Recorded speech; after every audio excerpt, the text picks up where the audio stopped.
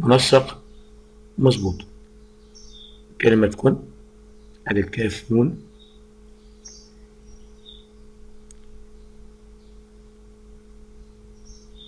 عن، العين، ادي النون.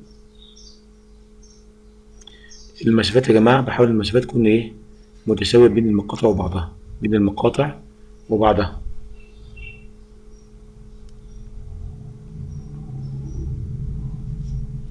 طبعا برتفع بحرف الهاء فوق بحيث ان انا انزل الواو على السطر.